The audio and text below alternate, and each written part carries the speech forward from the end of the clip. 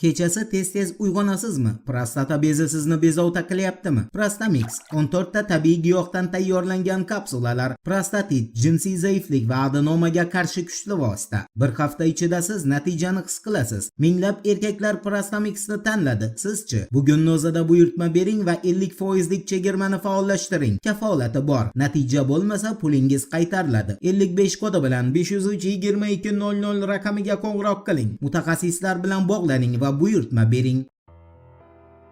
Assalomu alaykum qadrdon muxlis. Siz bilan siz bilgan va kutgan kanal Turfa olam. Qo'shma Shtatlar prezidenti Donald Trampni o'z bayonotida ma'lum qilishicha, Amerika Qo'shma Shtatlari Ummon ko'rfazida Amerika dengiz blokadasini yorib o'tishga uringan Eron yuk kemasiga zarba berib, uni qo'lga olgan. Keyin esa Tasnim agentligining xabar qilishicha, Eron Qo'shma Shtatlarning harbiy kemasiga javob zarbasi yo'llashni boshlagan. Tasnimga ko'ra, Tehron Islomoboddagi Amerika Qo'shma Shtatlari bilan tinchlik muzokaralarini ikkinchi raundida ishtirok etishdan bosh tortgan. Brent markali neft narxi esa Amerika Qo'shma Shtatlari va Eron o'rtasidagi muzokaralar bekor qilinishi mumkinligi haqidagi xabarlar, shuningdek, Amerika harbiylari tomonidan Eron kemasini qo'lga olingani ortidan keskin ravishda bir barrel uchun $96 ko'tarilib ketgan. Tasnimni urg'u berishicha, Tehron muzokaralarni davom ettirishdan ko'ra Amerika Qo'shma Shtatlari va Isroil bilan urushni qayta boshlashni ehtimolini yuqoriroq deb hisoblaydi. Agentlik xabarida aytilishicha,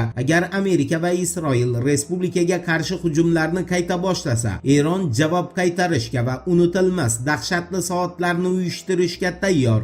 Endi Trampni o'ziga qarashli ijtimoiy tarmoqda qoldirgan tahdiddan iborat postiga o'tamiz. E'tiborli bo'ling. Trampga ko'ra, agar Tehron va Washington kelishuvga erishmasa, Amerika Qo'shma Shtatlari Erondagi har bir atom elektrostansiyasi va har bir ko'prikni yo'q qiladi. Trampni qayd qilishicha, Eron Hormuz bo'g'ozida o'q otishga qaror qildi. Bu esa o't otishni to'xtatish haqidagi kelishuvni qo'pol ravishda buzish hisoblanadi. Ko'plab o'qlar fransuz kemasi va Buyuk Britaniyaga tegishli yuk kemasiga qarata otilgan. Bu yaxshi emas. Mening vakillarim Pokistonni Islomobod shahriga yo'l olmoqda. Ular ertaga kechqurun muzokaralar o'tkazish uchun yetib boradi. Yaqinda Eron bo'g'ozni yopayotganini e'lon qildi. Bu esa g'alati, chunki bizni blokadamiz allaqachon uni yopib qo'ygan. Ular bundan bexabar holda bizga yordam bermoqda va aynan o'zlari yopilgan yo'lak tufayli kuniga $500 million yo'qotmoqda. AQSh hech narsa yo'qotmayapti. Aksincha, hozir ko'plab kemalar Amerika Qo'shma Shtatlariga, Texas, Luiziana va Alyaskaga yuk ortish uchun yo'l olmoqda. Bu esa Islom inqilobi qo'riqchilar korpusi tufayli. Biz juda adolatli kelishuv taklif qilyapmiz va umid qilamanki, ular uni qabul qiladi. Chunki aks holda Amerika Qo'shma Shtatlari Erondagi har bir atom elektrostansiyasi va har bir ko'prikni yo'q qiladi. Ular tez yiqiladi, oson yiqiladi va agar ular kelishuvni qabul qilmasa, men uchun so'nggi 47 yil davomida boshqa prezidentlar Eronga nisbatan qilish kerak bo'lgan ishni amalga oshirish sharaf bo'ladi. Bu Trampni o'zini ijtimoiy tarmog'iga joylagan posti edi. Tasnim agentligini tasdiqlashicha, Eron o'z kemasi o'qqa tutilgan holda amerikaliklar tomonidan ushlab qolingandan so'ng Amerika harbiy kemalariga dronlar orqali zarbalarni qayta tiklagan. Bu esa urushning ikkinchi bosqichi boshlanayotganidan daraklik beradi.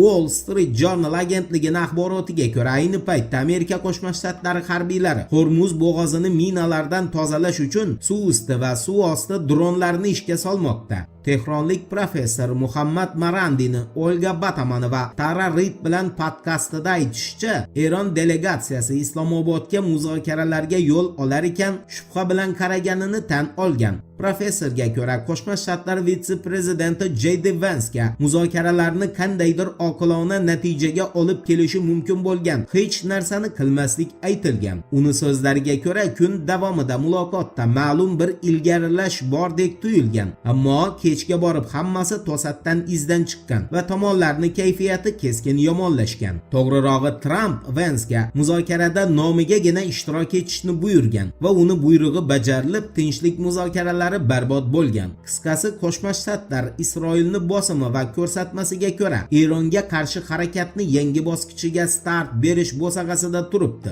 O'z navbatida Tehron ham ularga unutilmas javob berishga tayyor. Eslatib o'tamiz, Fars agentligining xabar berishicha, o't ochishni to'xtatish rejimi fonida Islom inqilobi qo'riqchilar korpusini Quds bo'linmasi qo'mondoni general Ismoil Kani Iroqqa tashrif buyurgan. General Kani Iroqda hokimiyatda bo'lgan shiit partiyalari koalitsiyasi vakillari shuningdek Eronga moyil shiit guruhlar rahbariyati bilan uchrashgan. Asosiy mavzulardan biri Iroqni yangi bosh vazirini tayinlash, shuningdek Eronni Amerika Qo'shma Shtatlari va Isroil bilan mojarosi bo'lgan. Eron generalni tashrifidan oldin Amerika Qo'shma Shtatlari Yaqin Sharq mintaqasidagi Amerika obyektlariga hujumlarga aloqador bo'lgan iroqlik shiit guruhlariga qarshi sanksiyalarni kengaytirgan. Voqealar rivojini birgalikda kuzatamiz. Turfa bilan qoling.